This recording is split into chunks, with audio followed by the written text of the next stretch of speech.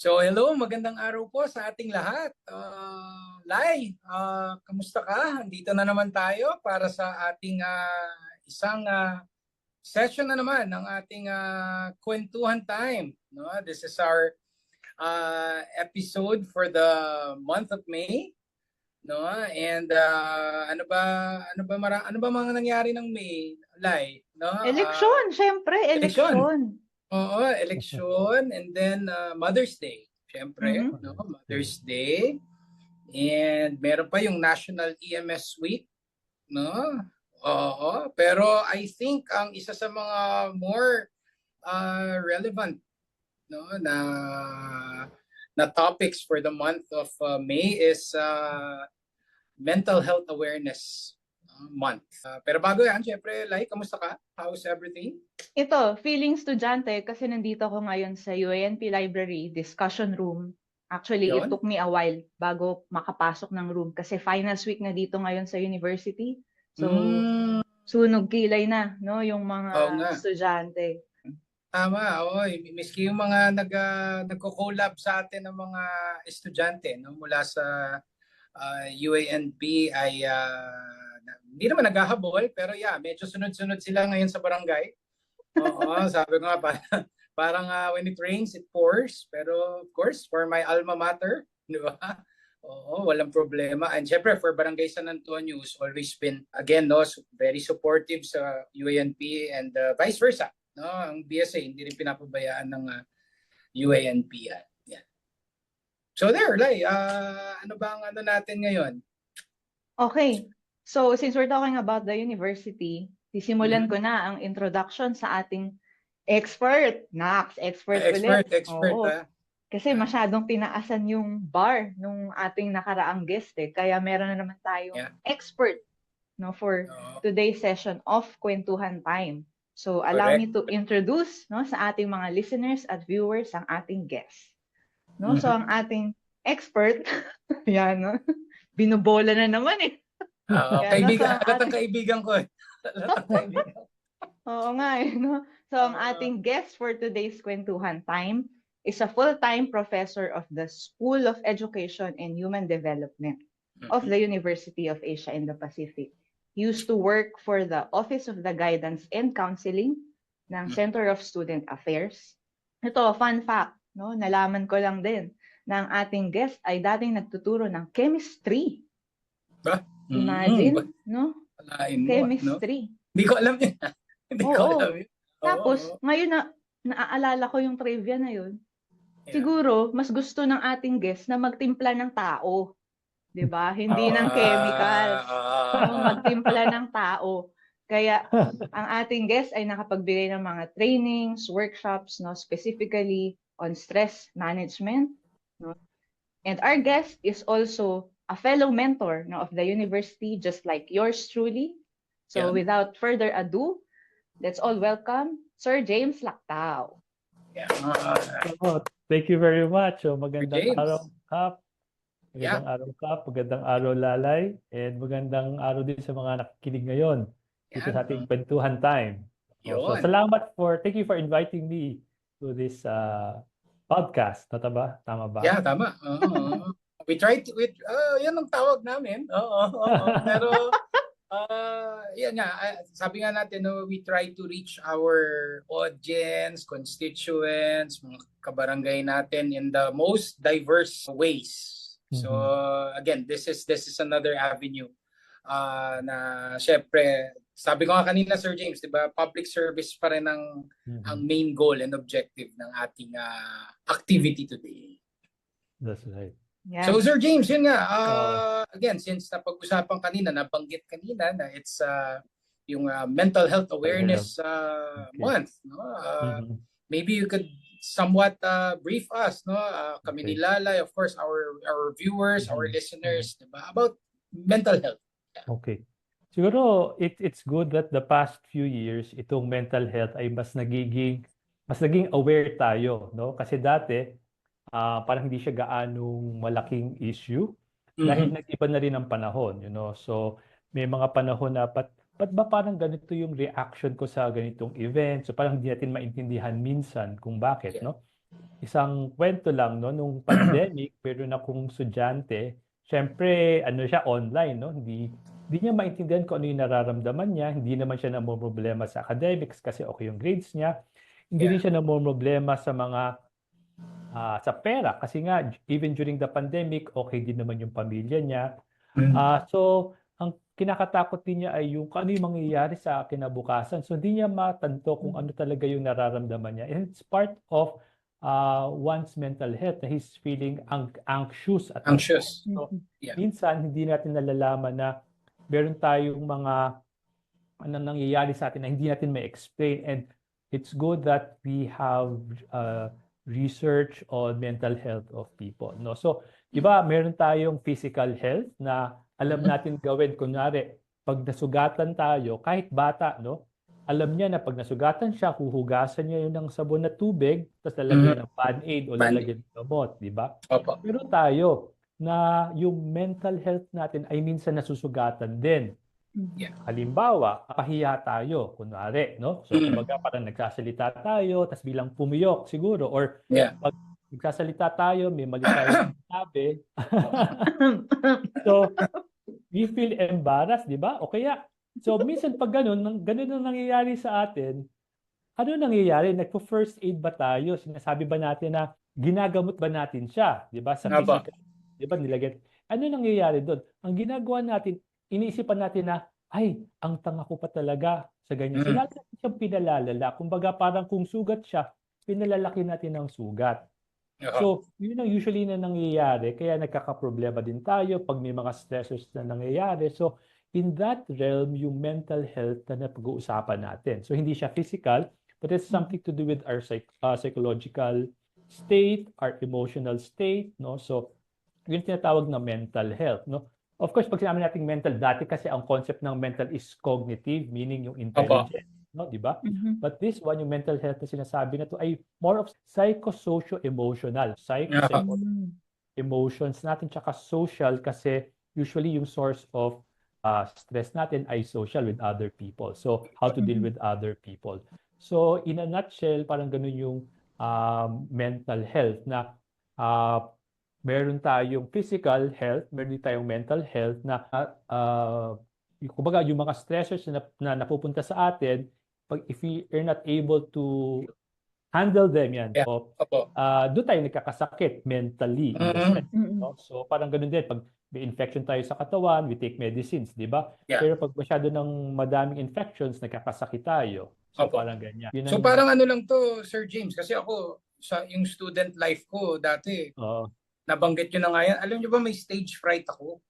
Talaga? Oo, kasi yung naranasan ko rin yung nagkamali ka ng sinabi o nabulol ka, and then napagtawanan ka. Although hindi naman siya naging traumatizing sa akin, pero marang magmula nun, ayoko na magsalita sa harap. Pero tingnan mo, Kap, di ba? Kung nasaan ako ngayon. Kung nasaan ka ngayon, di ba? Opo. Yeah, palagi ko naman na-overcome ko naman po yun.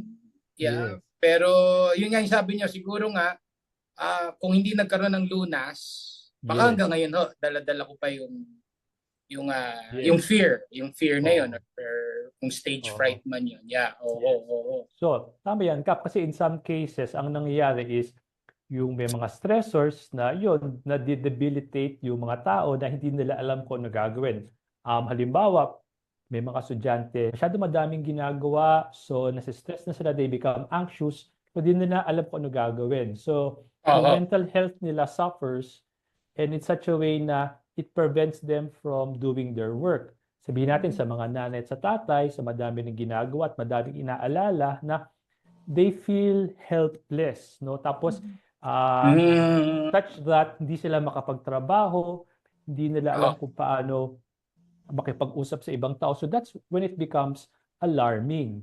Okay? Pero syempre, hindi natin hihintayin na dumating tayo sa ganung punto na we need professional help or help from a psychologist or from a psychiatrist if we need medication, or from a counselor, no, from a school counselor. Kaya nga yung mental health talks na binibigay ko is meant to help us with the, ordinary stress that we have. Hindi pa medical grade, kumbaga. Hindi pa medical. We want to avoid that, di ba? Yeah. So, Oh. Tapos if you would like to ask then, about what are the other things that factors that contribute to Yes. the rise in mental health, nabanggit yung pandemic, di ba? Because it caused a Mhm. lot of uncertainty. Di ba tayo Yeah. as human beings, gusto natin ma-predict kung ano yung mangyayari, kaya may mga plans tayo, di ba? Mm. Mm. Tapos kahit nga sa science, di ba? Sabi ko chemistry kasi yun pa yung Aha. undergraduate ko. May Correct. mga formulas tayo, di ba? Yung Mhm. formulas, they can predict kasi we want things na we're sure about something. Correct. Pag hindi tayo sure, doon tayo kinakabahan and nervyos. Yeah. So that's why during the pandemic, we are not sure what's going to happen in the future. Magkakasakit ba ako? Yung mga minamahal ko ba magkakasakit? Kasi nga Opo. hindi natin yung virus ay hindi natin makontrol. That's why we feel anxious about it. So that's one thing na we get anxious when there are certain things that are beyond our control. And kaya nga, if I can just insert it now, no? So, syempre, when we want something na more certain, di ba? Yeah. So there are other ways to work on that, So like for example, prayer really helps. Praying, Mm. if you're uncertain about certain things.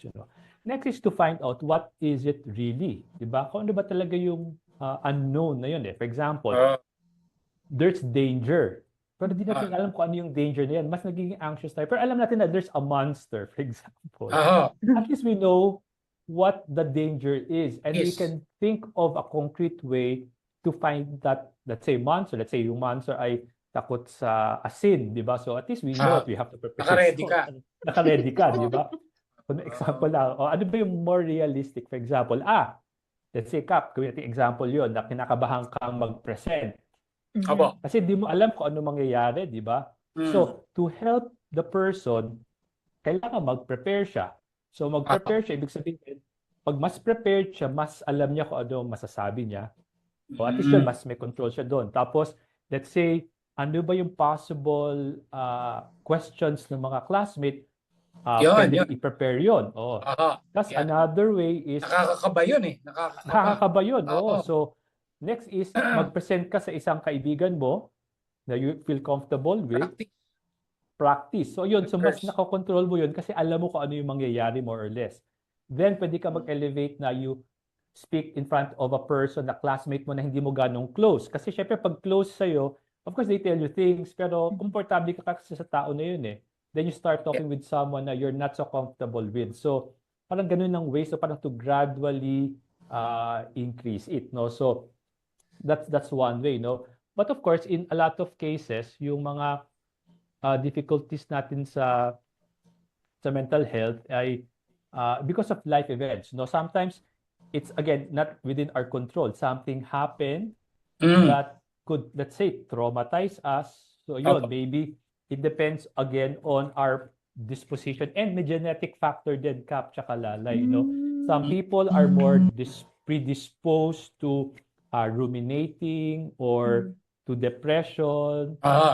So there's a biological aspect. Pero may external factor din. No? So even if, let's say, may biological aspect, but if we put in the means to help us process or unpack, let's say, the traumatic event, if we receive, let's say, intervention for a traumatic event, then we'll be able to cope easily. No? So ang, again, factors about that causes us stress is yun nga, uncertainty, and then merong life events that happen.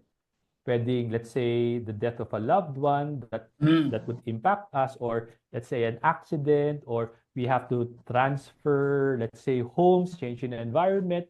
And it also depends on the age of the person kasi if you're an adolescent, at that age kasi, you have the desire of belonging to others. So setting up a group of friends is very difficult and it's very important. Now, if you take away that the child that adolescent to another environment and he or she has to start all over again, then that could be something that's a big adjustment for that person. So again, it depends on the lifespan development or the pinagdaanan, at saka kung anong edad ng tao. So we have different mas stressful sa atin 'yon, no? Tapos, again, it depends on the personality of a person. An extroverted person would be willing to, let's say, talk in front of an audience, di ba? In some cases, mas mahirap siya sa introverted person. So again, it depends on the personality then of a person. Next is childhood events also. So yung mga childhood events kasi nangyari sa atin could impact our adult life. So that's why when we react, let's say, negatively towards something, it's because of, let's say, a certain event that happened in our childhood. For example, nakagat tayo na aso dati. So now, we're afraid of dogs. Diba? So parang yung stage fright ko rin yan, Sir James. Parang ganun din. Oo. Hanggang ngayon, dala-dala ko talaga yun. Pero, hindi na ako naniniwala dyan. Hindi, yan na nga yung sabi ni Sir James, na-practice, na-rehearse na. Pero, matanong ko lang, Sir James, no? Kasi nabanggit nyo kanina, uncertainty, ganyan. Kaya ba ang tao, pag halimbawa may bagong restaurant, pagtatanong siya muna sa mga tao, masarap ba? Oo. Di ba? Tapos, yeah. Di ba, parang kinokondisyonan niya sarili niya na kakain siya doon kasi sabi masarap.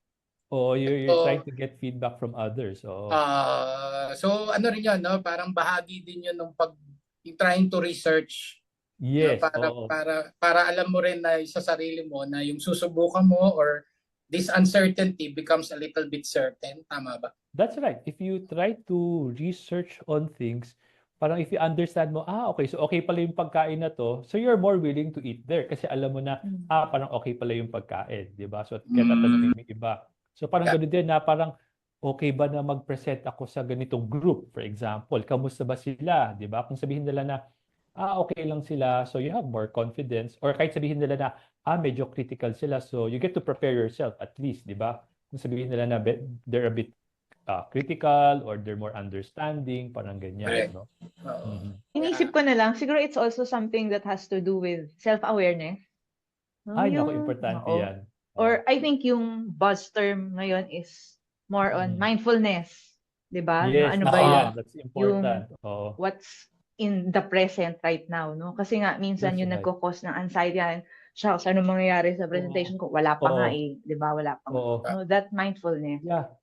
Yeah. Yung maganda sinabi mo, Lalay, kasi yung sabi mo yung parang things are very fast, di ba? Na parang you have to slow down, no? Yeah. Tapos ang nangyayari diyan is related to mindfulness. Well, this is an example I'll do, no? So when people scroll through Facebook, ito na tayo sa digital,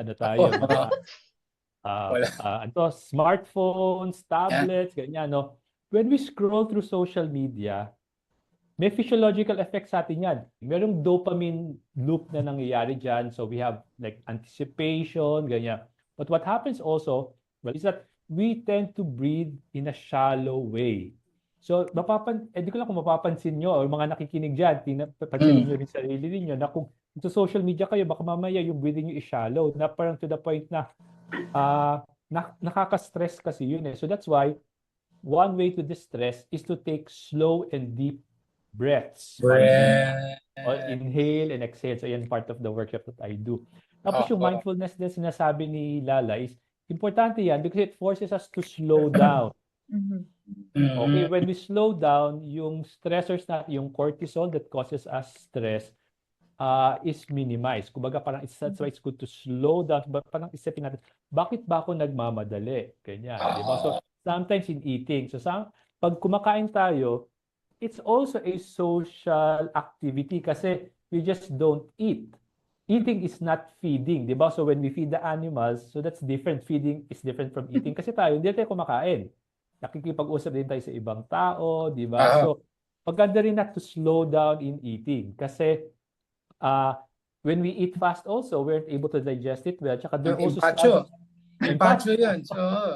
But there are also studies that show that eating slowly is also good for digestion, good for absorbing nutrients, and also in terms of lowering yung cortisol na we are more relaxed, parang ganun, so we're not stressed, no? So that's why eating slowly, no? Kumbaga parang let's take advantage of that kasi we have to eat naman talaga every day. So kung kakain tayo, huwag tayong magmamadali, di ba? So isip natin na kailangan natin magtrabaho, but we need that rest to be able to work To better, function. to To function. function well. Yeah. Oo. Basta So, yun. sir, So, wag lang no, umabot sa pinaghugasan ka na ng pinggan, naligpit na Oh. lahat, ay, yung oo, wag mga naman yun. ganon. May, Oo. may oras. Kasi sabihin natin 30 minutes ang lunch. Actually, medyo matagal na yan. Kasi ako, parang 15 minutes yata, pwede ako matapos eh. Pero, ano natin, kumbaga, we make use of that. We don't have to, eat for 1 hour. Kumbaga, okay na yung 30 minutes as long as we're mindful of what we're eating. Kumbaga, Yeah. huwag mabilis din ang pagmuya, kailangan bagalan din ang pagmuya, ganyan. Tapos yung pakikipag-usap din sa ibang tao. Kumbaga hanggang 30 minutes lang siguro or whatever time allotment you have, no, for that. At saka mahirap dun, baka sebo-sebo na yung sabaw mo. Ay, oo. Diba? Nabuo na. Dapat Oo. kainin ka agad yun, no? Opo. Tama, Oo. tama. Pero again, no, yan, nabanggit na nga natin yung mga factors no. Pero isa sa mga magaganda rin na mapag-usapan siguro is yung how to cope. Yes. No, Yes. kamukha niyan, Sir James, paano yan ngayon? No? Yung mga natalo sa eleksyon. Yan. Diba? Heartbreak yan, di ba? Oo, Parang diba? how there are you certain deal life with events. overwhelming emotions. Kasi Oo. ako, Sir James, share ko lang. I mean, even sa listeners, no? I mean, in my 18 years in public service, every time may elections, ang taas talaga ng aking anxiety. Okay. Kahit Oo. ba sabihin nating, you've done your job, di ba? Parang Yes, report yes. card ko ang election Yes. for oo. us, no, in public service. Pero I still have that anxiety. And Yeah. siguro sa akin, parang kaya masipag rin ako mangampanya. Okay. Kasi parang for me yun yung outlet ko para lang yung anxiety okay. ko. Yes. Merong patunguhan ba na Yes. mabuti.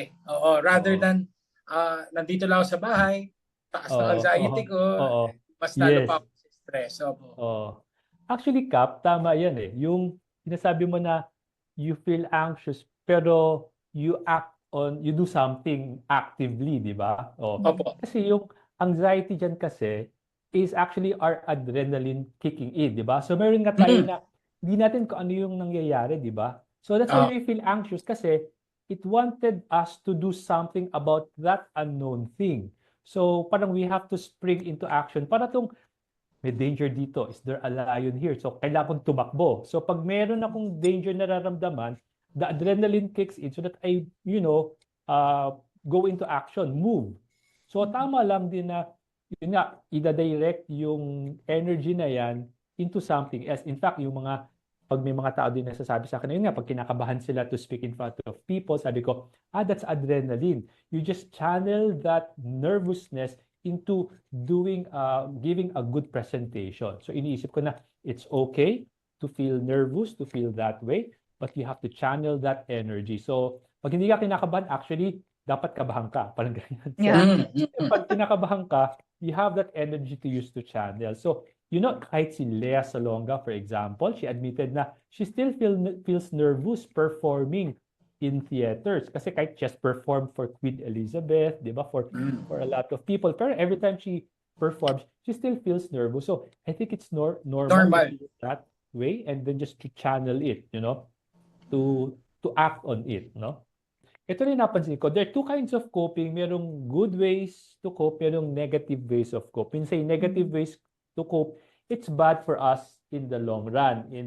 For example, if it's bad for our health. Some people, they cope, let's say, taking drugs. So that's of course, that's something that's very bad for our health and for our mental health yan. Kasi nga, parang temporary lang siya. Tapos, masama pa ang epekto. Long-term pa yung effect niya sa katawan natin tsaka sa mental health. Pati alak, even beer or if it's too much. Kasi, or even food if it's too much.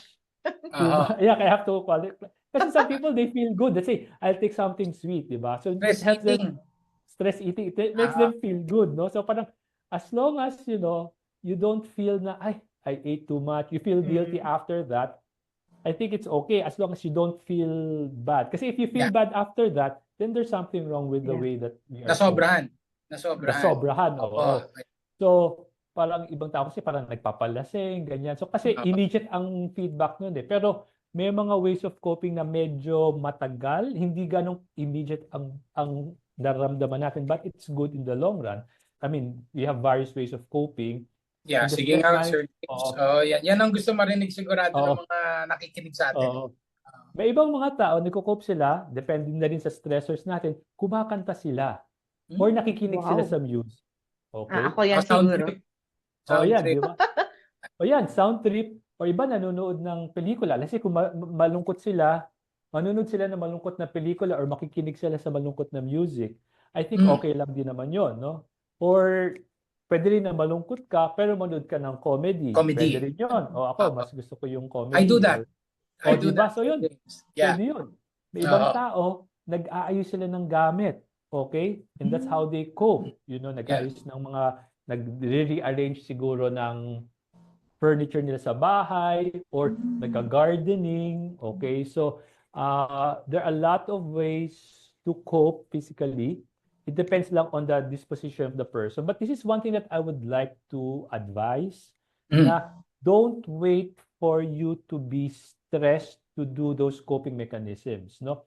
For example, ako pag Sunday, I make sure that my Sunday is, you know, I get to, ito yung medyo gusto ko yung nagsasort ng mga bagay. Kumbaga, if there's some order into it, kasi madaming magulo sa, let's say sa drawer ko, let's say, kasi minsan yung mga papers or things, so inaayos ko siya once a week, kahit isang drawer lang. So, yun, relax yun. But I don't wait kung kailan ako stressed na.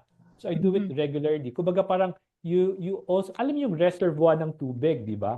Na pag naubusan ka ng tubig, you can draw water from that. So, parang gano'n din yung investment natin pag, let's say, there's some people, they play sports, they play golf, or they swim, di ba?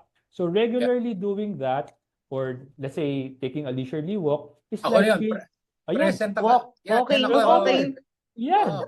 So, yan, parang may reservoir ka, so nandiyan yan, so that when those times na talagang, okay, challenging times, meron kang reservoir, di ba? Paghuhugutan. So, may paghuhugutan, tama yan. Kasi dito rin sa UNP, di ba, yung mga bata, nako, yung puyat din, I want to talk about sleep din, kasi that's also one cause why people feel more anxious, you know?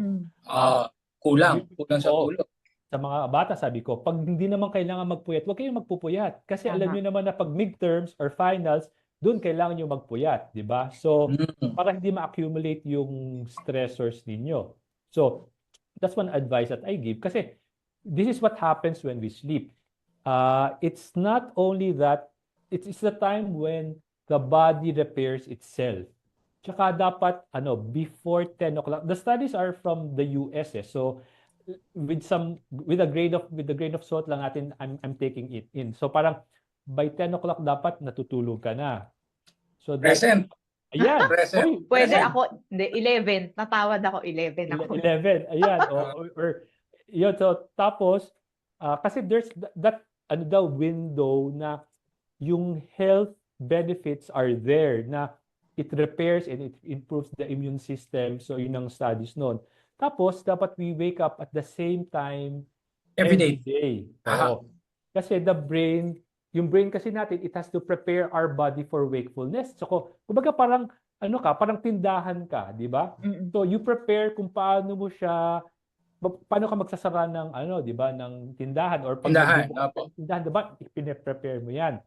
So, hindi ka pwedeng magbukas na lang bigla tapos papasukin yung mga tao, hindi ganun. So, if the person kasi sleeps the same time every day, na-predict ng brain. Kasi may circadian rhythm tayo, di ba? Alam ng utak natin. By this time, yung boss ko, let's say, the person is about to wake up. So, I have to prepare his body for wakefulness. And that's when you feel refreshed. Kasi nga, okay, you wake up at the same time every day. Now, if we wake up at different times of the day, balilito yung brain natin na anong oras ka ba gigising talaga? Kasi kung regular yan, alam niya, maprepredict niya na at this time ka gigising. So that's why kung paiba-iba yan, balilito yung brain, hindi niya alam kung will I prepare you now for wakefulness or hindi. Diba? So sleep is very important kasi again, other than physical, immune system natin, yung emotion din natin napaprocess. Kaya nga, di ba, minsan may nagsasabi na itulog mo lang yan. Sometimes it's helpful. People's about a problem, you know. So and then when they wake up, they're more refreshed. And in fact, in some cases, there's this case na from a psychiatrist from Harvard, he mentioned that he has a client na meron siyang depression. And he was able to cure her depression by making her sleep patterns more regular. So dahil sa pagtulog lang ng maayos, na-cure ang kanyang depression. So madaming health benefits din ang pagtulog. Ngayon kasi hindi tayo nakatulog na maayos because of cellphones, no, or social media, di ba? Or panonood. So yun, it's not healthy. Ako, Sir James, ginagawa ko, yung iba sinasabi na pag weekend, mag-sleep in naman daw ako. So ako naman, ginagawa ko na lang, I still wake up early para I can do my exercise. Yes. And then, since weekend naman, pag walang work schedule, nagda-nap ako yung afternoon. Yes. Yeah. Actually, helpful din yan. Kap, parang ikaw yata yung model ng mental Oo health nga good practices ng health natin. Wag naman. Kasi, good model for good mental health practices. Kasi yung nap, Kap, actually, importante lang siya. Well, yung narinig ko is, at least yung what I heard from, I'm following this Andrew Huberman. Siya, Stanford professor siya. Yung short naps are actually good. Wag lang yung prolonged naps, let's say mga 4 hours ng sleep, it's not anymore healthy kasi oversleeping is actually as bad or even worse as lack of sleep. Pagpupuyat. So parang it should not be too much.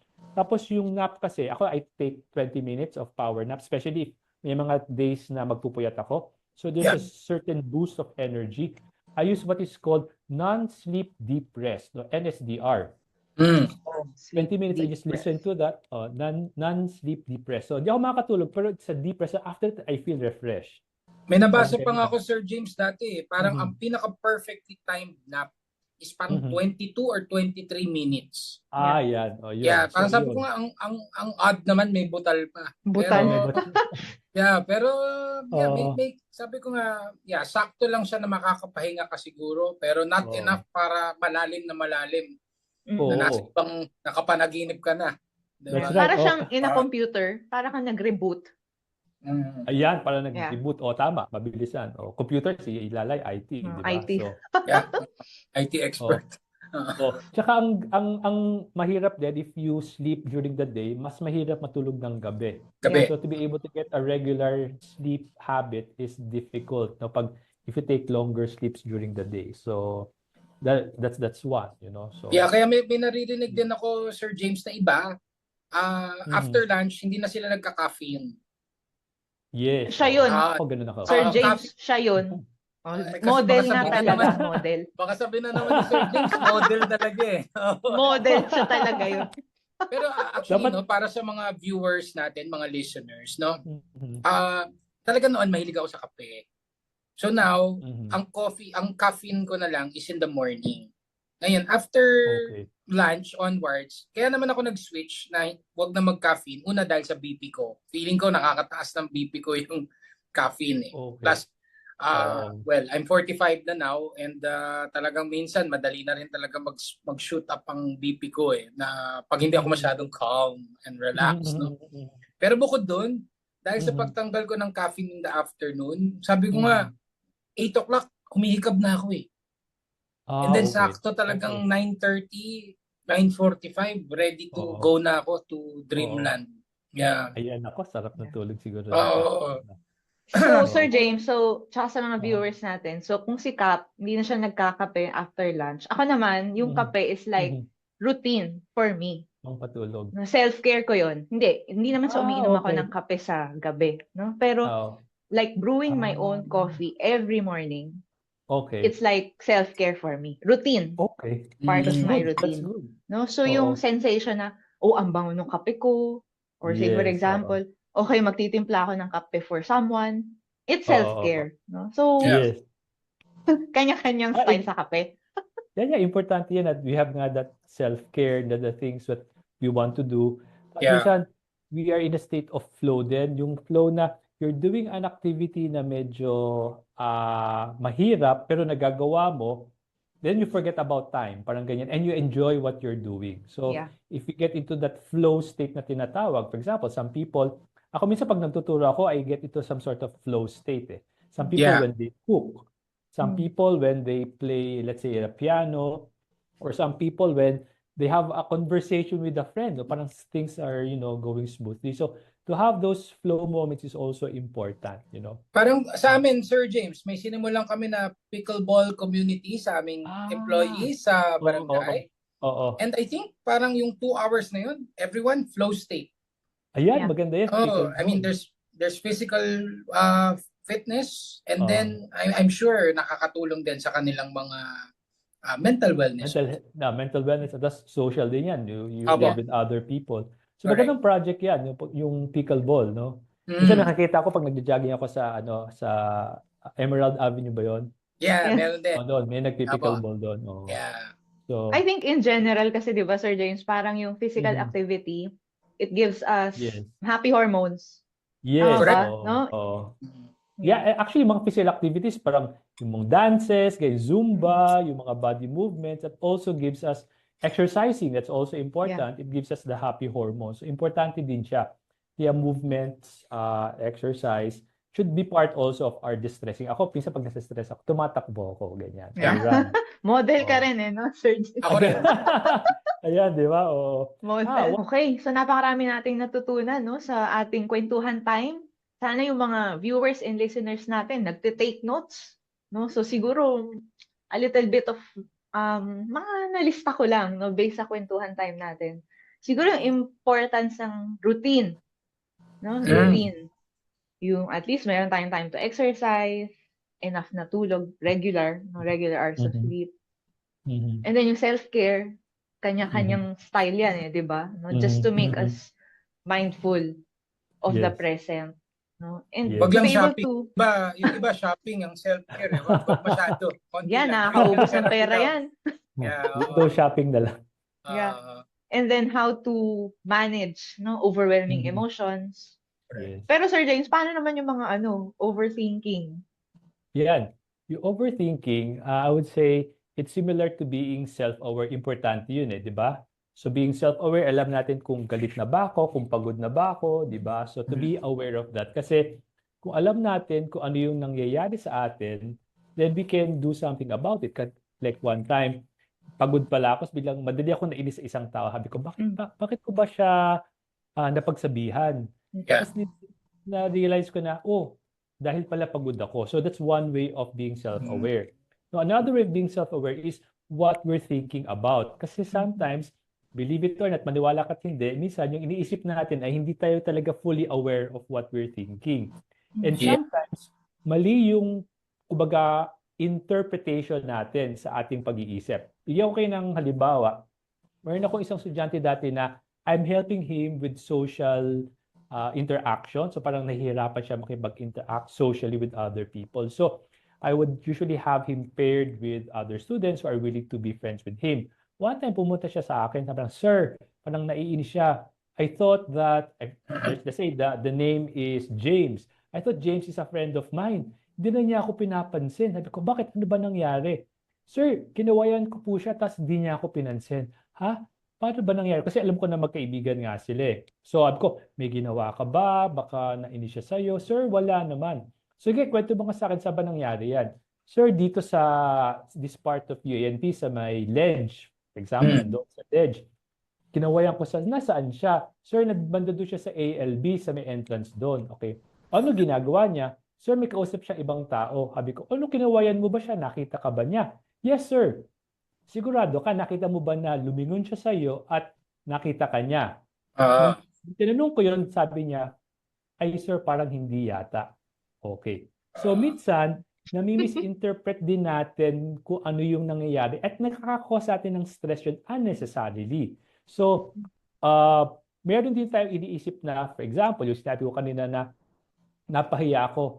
Ang bobo ko talaga. O hindi talaga ako mag-ito.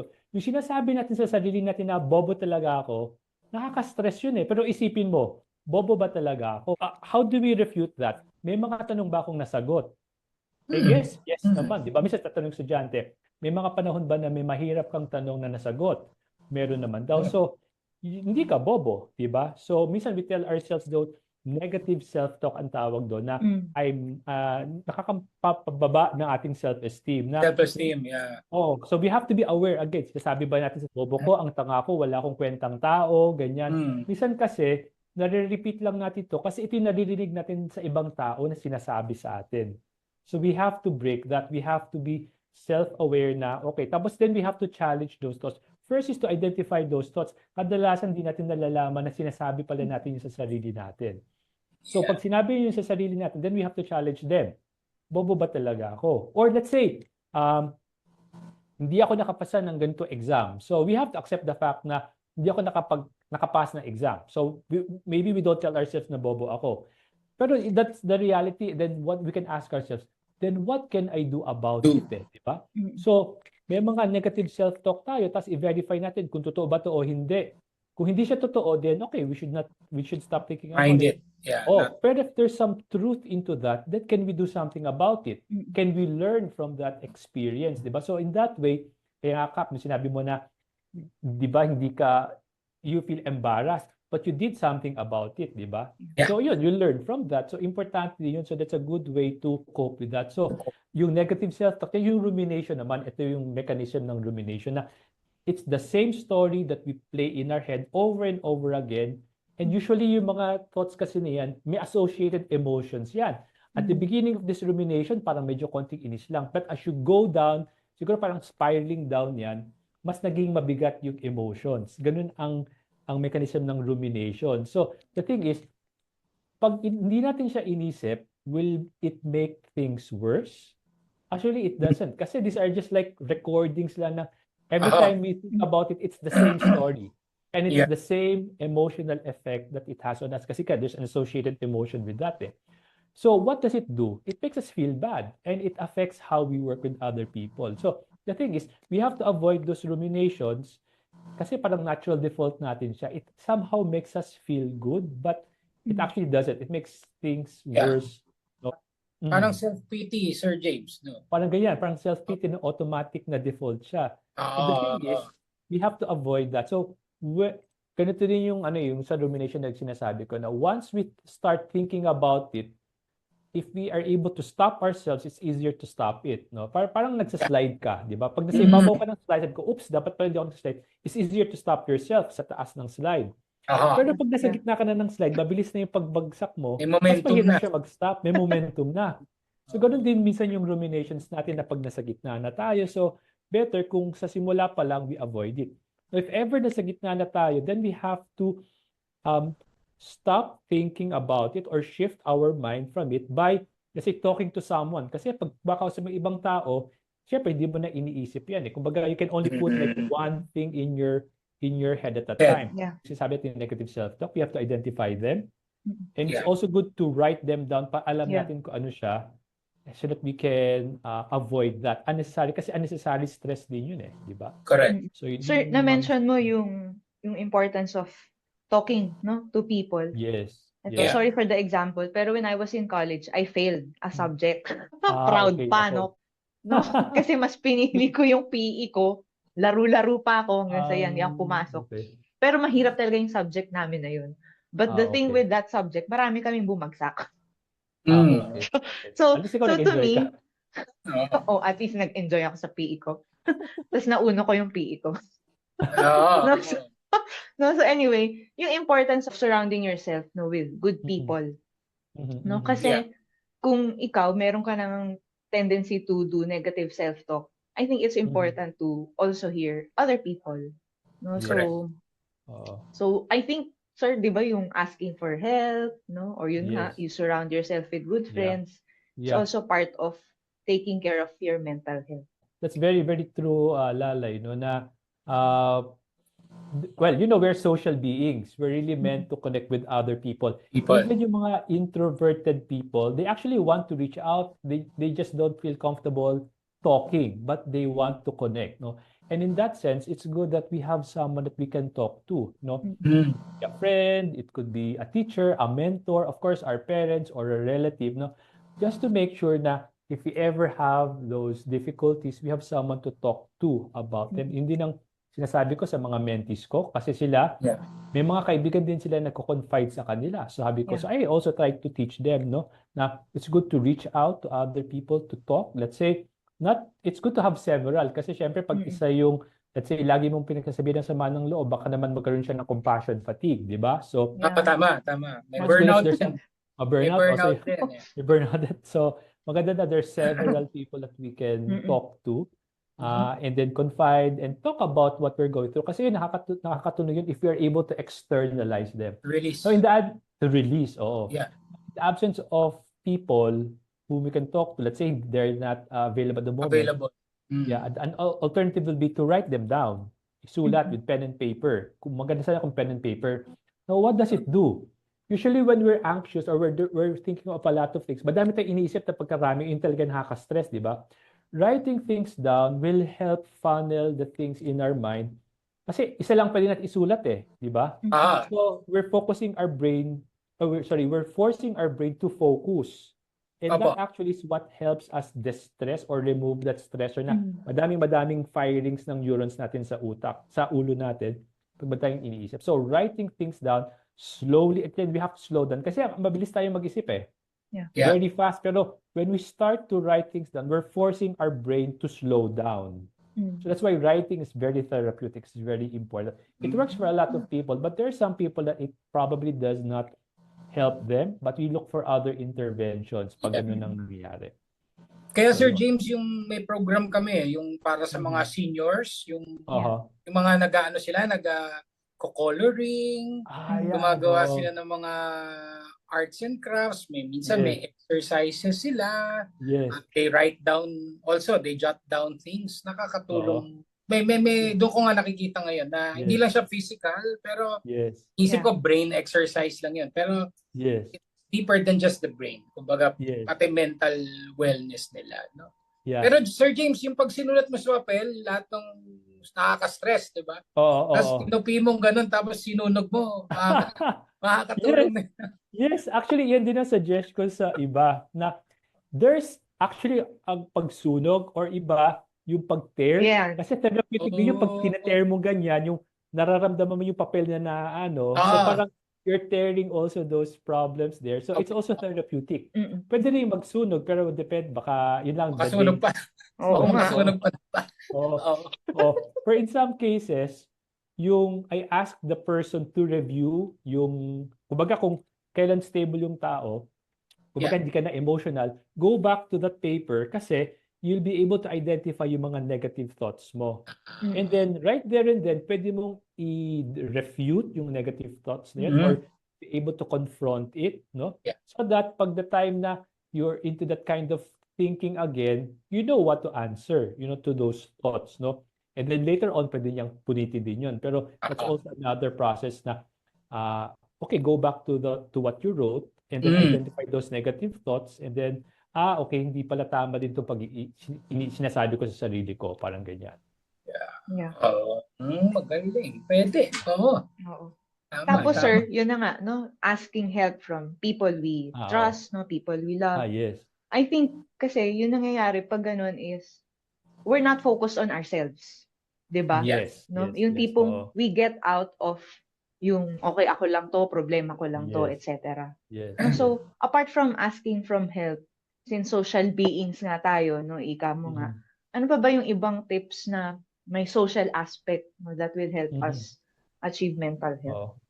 Siguro there's one in UNP, we have mentors So that's also one. Look for a mentor who can guide you. We have a formal mentoring program in UNP, pero pwede naman na madaming informal mentoring na if you trust someone and someone who could guide you, that would be a good help, no?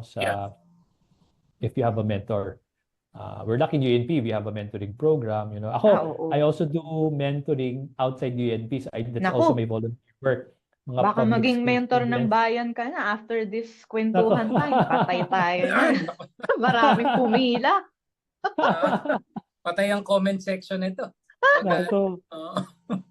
Nagpalista. So when I have time, so I nakakatuwa din naman sila. Some of them are public school students. And nakakatuwa din yung mga pagkukwento nila, yung mga successes nila, of course, the difficulties that they're going through na they're able to overcome, so Yeah, tama. nakakatuwa din as a mentor. Oo. Tsaka sila din, actually, yung mga estudyante na yun, may mini-mentor din sila mga estudyante na mas bata sa kanila. So yun nakakatuwa sa So mentor. parang volunteer, sir, ganun. Volunteer siya, Yeah. oo. Yeah. So parang paying it forward na rin, ano? Paying it Okay, forward. yeah. Oo. Yeah. Yun. Okay. So napapasarap ang kwentuhan natin. Medyo dumidilim na. Di ba? Dumidilim Pero na. napakasustansya. Ako, honestly, Oo, totoo napakasustansya nitong ating kwentuhan. Yeah.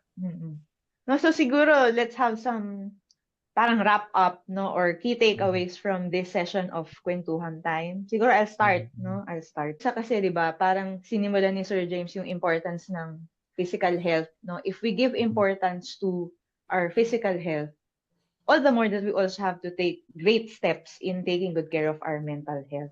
No? So depende, no? Depende sa tao. Pero siguro yung nakuha ko is yung last part, no? Yung importance of surrounding yourself with good people, finding outlets, no, that you get out of yourself, no. So siguro kung may i-share lang din ako, I met a person randomly kasi gusto niya lang mag-volunteer, no. So and doon nagsimula yung friendship namin, and then eventually I realized na yung taong yun is also a mental health advocate. Yeah. Parang to me, it's like a success story kasi hindi ko naman hinahanap yung ganong tao. Pero nakakonect ako na, first time ko ma-meet, gusto niya mag-volunteer, etc. So ngayon, kaibigan ko na siya. No? Ayun yung masarap na feeling, di ba? Na, yan, dito ko, I live, but I'm not full of my own problems. I know other people's problems. So meron akong nakaramay. No? So the important aspect na meron kang social circle, no, when it comes to taking care of your mental health. Kap Raymond? Well, ako naman, no, syempre, ako sobrang laki ng importance, no, na tinitingnan ko pagdating sa yung mental health, yung wellness, no. Kasi sabi ko nga, nabanggit ni Sir James kanina ang stressors, di ba? I mean, sa aking line of work, di ba, ang stressor sa akin is 24/7. No, pero nakakatuwa na hearing from Sir James yung na-validate na yung mga ginagawa ko, the way I cope. Kumbaga I'm on the right path. Parang sapat na narinig ko, I'm happy na narinig ko kanina na parang nasa tamang landas ako. I mean, I try to eat clean, sleep, 'di ba? Nabanggit ni Sir James kanina, yung tamang yung same time ng pagtulog at paggising, regardless, weekend man yan.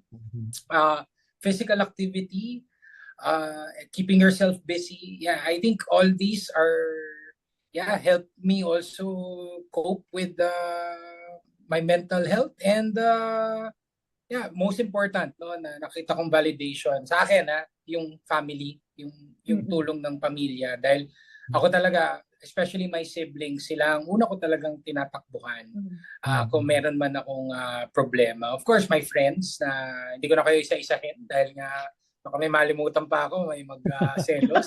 Baka may sumama ang loob. Baka may sumama ang loob. Pero ano na yan, yun na yung cue eh. Yung halimbawa, alam mo, may nangyari sa kapatid ko, may nangyari sa akin, na nasi-share kong gano'n. And ang laking bagay na meron ngang nakakausap. And yung merong malaking tulong yung nakikinig. And then someone you trust, someone you love, kaya for sure ang ibibigay rin naman sa yung payo is nasa tama rin. So thank you, Sir James. Sir James, what's your final message para sa ating mga viewers and listeners? Ayan, para po sa ating lahat, lalo po sa mga nakikinig dito, importante po yung self-care. Unahin ko po yun, di ba, sa aeroplano, pag sinasabi na may oxygen mask, ilalagay mo muna sa sarili mo bago sa bata o sa ibang tao. So, importante rin na we help ourselves, no? So, kung ako po as a counselor, minsan pag I feel na I won't be a good counselor in a session dahil pagod ako or I'm worrying about something, I postpone po that session. So, that's why important po yung mga self-care, yung kahit po hindi tayo stressed, but we have those routines that we do, importante po yun. Kaya importante, tsaka yung negative self-talk, yung mga iniisip po natin, it's good to identify them kasi a lot of our stress would come from those thoughts na negative self-talk or irrational thoughts na hindi naman talaga totoo. Maybe if I would just like to add, maybe we weren't able to discuss this much, is how do we increase one's grit or resilience, no? So, kasi may mga pagsusubok sa buhay natin na mahirap siya pero kaya natin. Yeah. So, habang kaya natin yung mga difficulties, then let's get through them, okay? But if it needs also help from other people, then let's ask help from other people. Kumbaga, let's try also not to be too soft on ourselves kasi pwede naman on one extreme, talagang sobra-sobra yung nawala tayong mga challenges na we don't feel this discomfort. No? Kasi we only improve when we feel some sort of discomfort. Kasi pag nag-train ka, for example, athlete ka, di ba?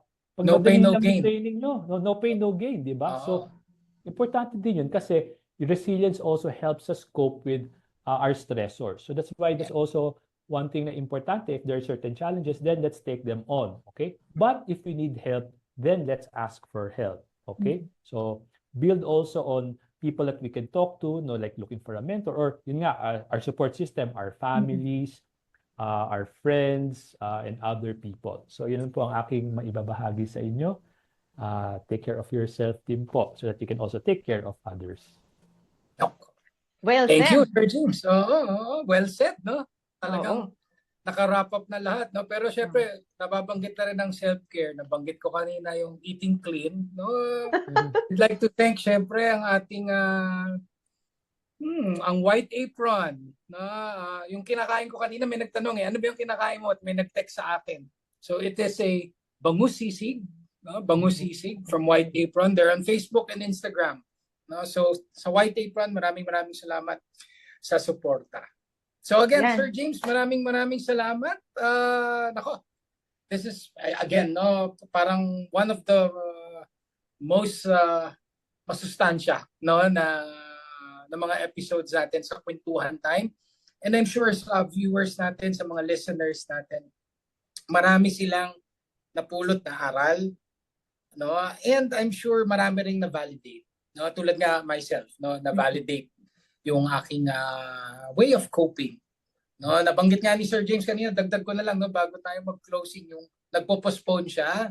Ako sa office, pag umalis ako, sabi ko, bigyan niyo ako isang oras, maglalakad lang ako, magliliwaliw lang ako. After that, pagbalik ko sa office, medyo mas clear na yung mind ko. So, salamat, no, kay Sir James. Thank you again for accommodating us. Yeah, it's an honor actually, so thank you for inviting me and giving the opportunity to share what I know about mental health and how to cope with stress. Yeah, and yung napag-usapan natin kanina, Sir James, sa mga employees namin sa barangay, no, we will have collaborations also for their stress management and mental wellness. Yes, I'm more than willing to do that, Cap, no? Okay, so there you have it. Lai, any last words? Siyempre, don't forget to follow and subscribe to our podcast on Spotify and YouTube, Kwentuhan Time. Yeah, so again, sa ating mga listeners and viewers, we'll see you again next month sa ating for another episode of Kwentuhan Time. But for now, maraming salamat. Thank you and mag-ingat po tayong lahat.